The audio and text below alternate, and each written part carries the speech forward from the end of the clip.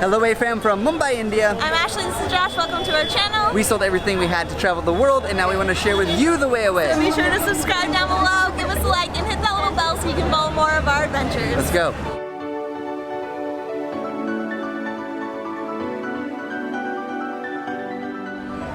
As you can tell, we are definitely in India. We are currently at the train station because we need to get some tickets to Goa, hopefully tomorrow, Right. but they are like really popular tickets, so we're We'll hoping. see. We tried to buy them online, but we could not figure it out. That's the problem with a lot of the services in India. Everyone says like, oh, just do it online.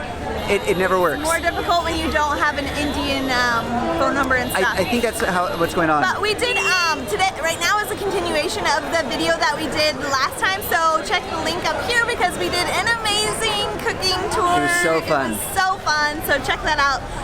But I think we just need to get in line because we're right outside the ticket booth.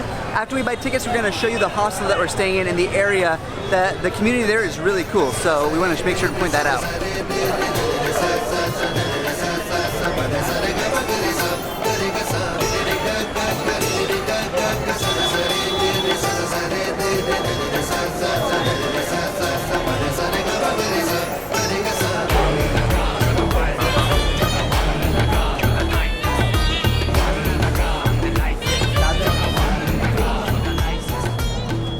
So Ashley just slid in the name of the train she wants to go on, hoping that works.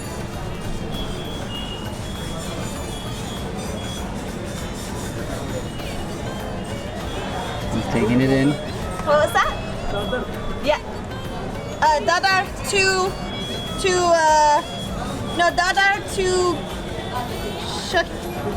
to them, yeah, tomorrow morning. Rejected. No!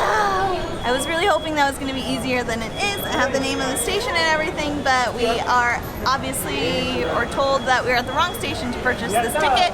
So now we have to figure out how to get to the correct station. I don't know. And buying it in the morning at 5 a.m. is probably not the best thing. No, we need to do it now.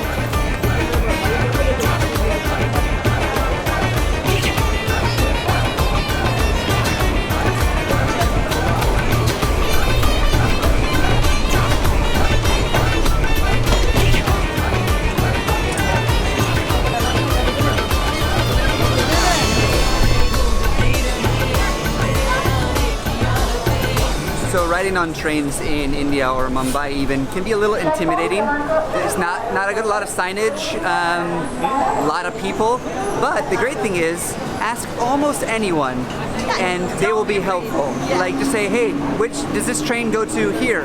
And if they don't speak English, they will find someone for you who speaks English, and you'll all figure it out together. It's a big community here and I like that.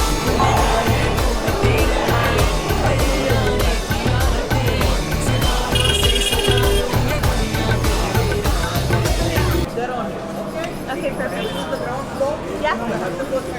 Okay. There is a reservation only. Okay. You will get there only. What? Perfect. Okay. Thank you. Thank you. Round two, we almost got it. Now we need to go to the second floor. That's where you buy reserved tickets. Down here is just general admission tickets, I suppose. I'm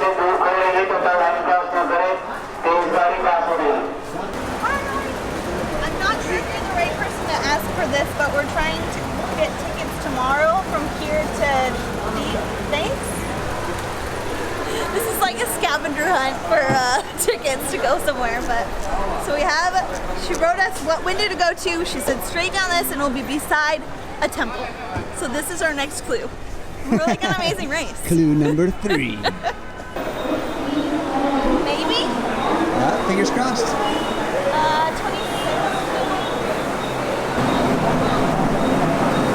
Okay, does that mean we most likely will get on it? Yeah, there's a transfer of confirmation. Okay. There's a reservation office here. Okay, let's try this. Wait. Just sit in this one. Okay. Clue number 4.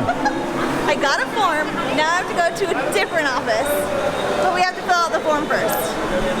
So it's a form to buy the ticket, and then we go to buy the He ticket? said there's waiting list. Uh-oh. One person's waiting listed, but he said that we should get on it. Okay. I don't I don't know know. what that means. Okay.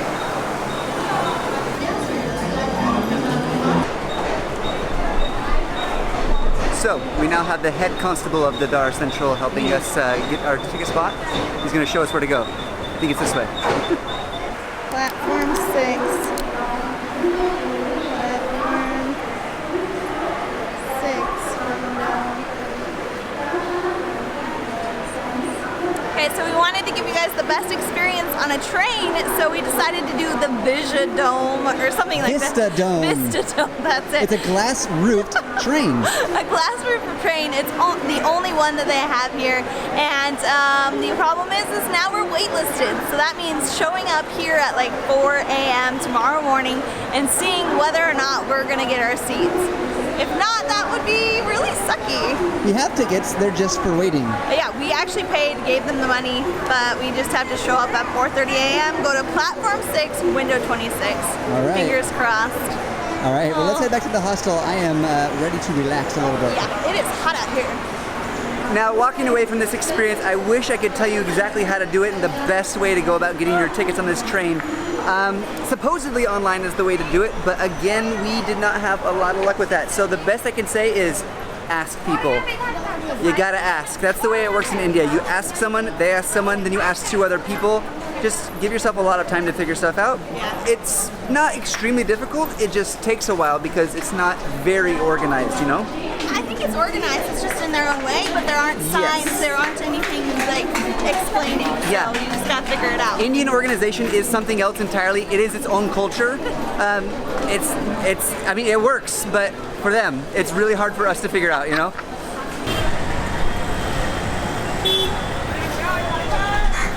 So these little guys are called autos. They're like tuk-tuks, autos, same deal. Mumbai has the distinction of being one of the few places in India that runs on the meter. They're very proud of that. So you look at the meter just goes as you ride, and you pay the meter price at the end.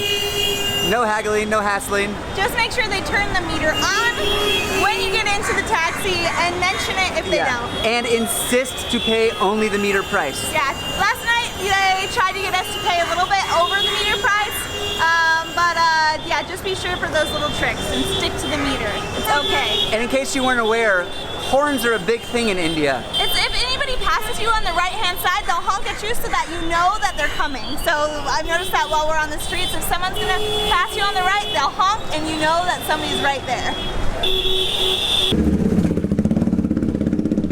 Alright, we're headed out and just gonna check out the area a little bit. This place is called Bandara West. Supposedly it's one of the cooler and more liberal places in India.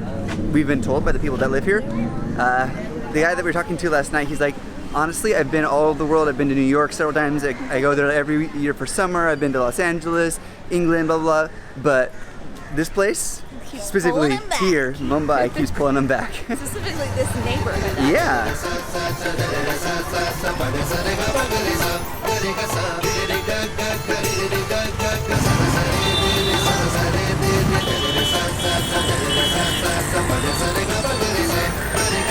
And as you can see, this area is full of shops and cafes everywhere. There's everything from high-end design houses to hawkers on the street just selling their wares, you know? So you can get anything you want here.